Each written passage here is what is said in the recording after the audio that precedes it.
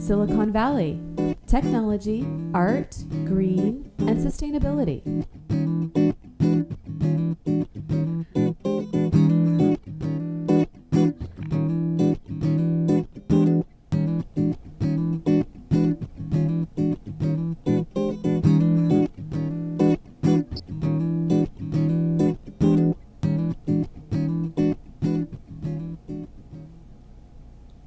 Hi, welcome to Silicon Valley Technology, Art, Green, and Sustainability. Today we have a local artist who uses found materials to make her art, Rochelle Ford. Thank you for coming with us today. My pleasure. Thanks for the invitation. Thank you for being here. Tell us how you got started in your artwork. Probably all my life I've done creative things, never have taken an art lesson. Always had to, in our family, make a living. And I never thought about making a living as an artist until age 58. I was running an international nonprofit, and the founder was dying, and she said, "Rochelle, you keep saying you want to be an artist. Who would think here I am dying at this young age? So if you're going to do it, don't waste too much more time." So I worked another 4.5 years, and I decided if they could get along without the founder, they could probably get along without me. So I left and became a welder. The first 2 years, I had shows in New York. The third year, I replicated the salary I was making running the international nonprofit. And the fourth year, I surpassed that. So it was always important in our family to be successful, whatever that meant. So I decided after the first 4 years, I got to decide this time, no job evaluations or anything. So I decided I was successful and started having fun and enjoying the process of making welded metal sculptures. So I can't believe you said that you started when you were 58. You look so young. So you've been doing this for a while then? I would say just maybe a year or something. Let's try 15. Wow. Okay. I've been at it for 15 years. Okay. And I'm going to do it probably, I don't know if I'm lucky, I'll be doing it for a lot more years. I'm having a good time. I'm selling lots of art and getting lots of commissions, so I feel full. And you did some work in New York. So were you living there at the time, or were you here? Or no, somebody came by the house and said, "You ought to have a show in New York," and I'm going there, and I'm going to talk to the gallery owner and give them a card and let them see your website. And lo and behold, I got invited to have a show 2 years in a row in the city. So that was fun. Interesting. Your artwork is amazing, and I've been to 2 of your open studios. I don't think I got to go last year because I was out of town. Are you at other places that people can come, or do you have other events that people can come and see your artwork? Because it's amazing. Well, as it turns out, I do have like a 3-page resume because it was always important that I build a resume somehow.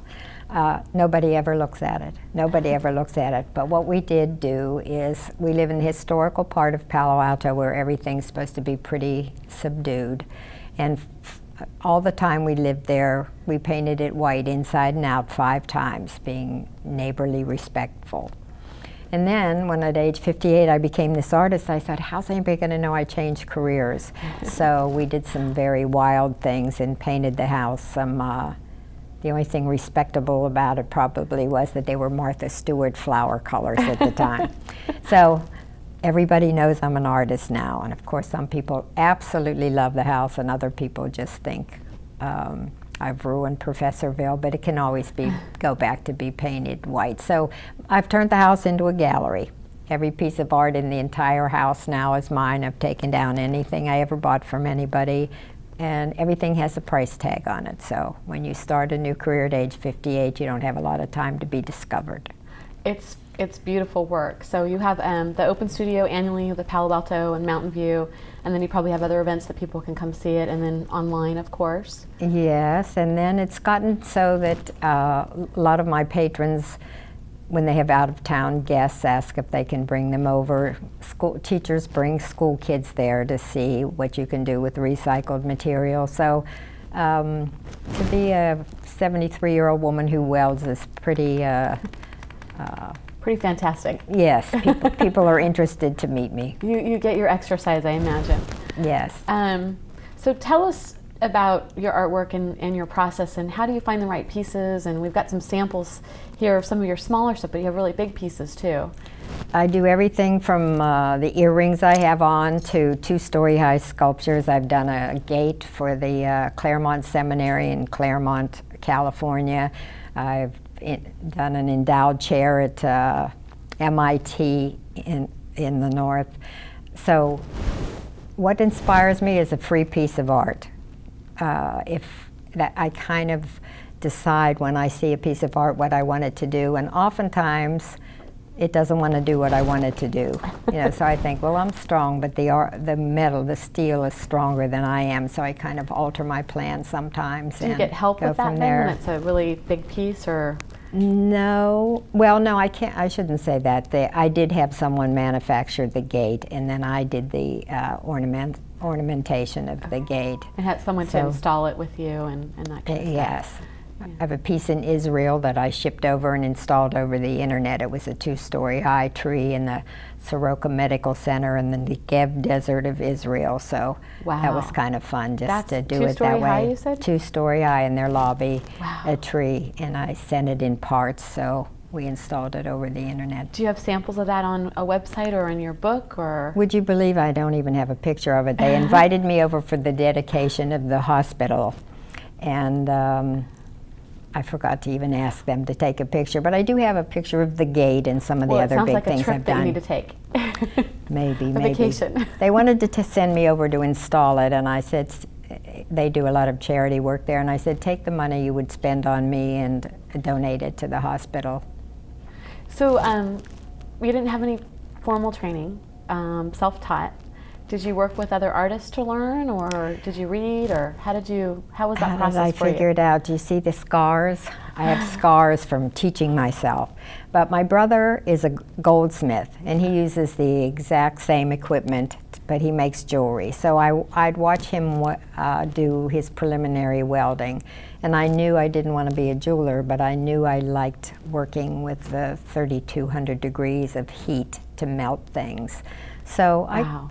I practiced and played with it and had a good time and have a studio in the house and eventually learned. So you have to have lots of fire extinguishers too. I taught a course, Oberlin wanted me to teach an extension course, so I did one summer, and then a friend was intrigued, Oberlin in Ohio, wanted me to teach an extension course. So I taught the course, and then a friend of mine, or somebody that bought some of my art became a friend, went to welding school at San Jose University, and she came to me one day and said, Rochelle, do yourself a favor. Don't teach anymore because you don't know, you know how to weld, but you don't know a lot of the safety rules and all the things you learn in welding school. So that was my one and only teaching experience. So are you interested in teaching more classes? I guess that's something in California we think we need more of, is more arts, since a lot of that's been taken away from the schools. Is that something you're ever interested in doing more of, or? I don't want to teach, but what I do like to do is a lot of the local schools bring children by to talk about recycling, so they'll know you can take something that somebody throws away and make it into art. So like this item here, is this something that you found? You want to show the audience? Okay. I used to bake bread, so this was an old bread pan.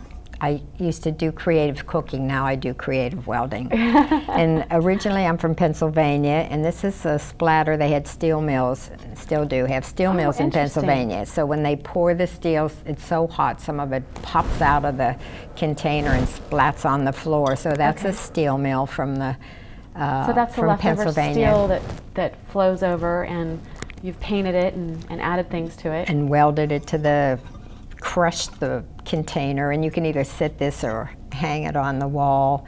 And the kids' marbles, and I don't know exactly what this grate was from, but I used to go to the junkyard and get things, and now people just drop them off at the house with a little smiley face saying, I hope you can use this. Or so a friend of my brother's got the steel mill splatters for me. I looked at that for 5 minutes, and I did not know what the base of that was, and it's a bread pan. That's interesting. It's a bread pan.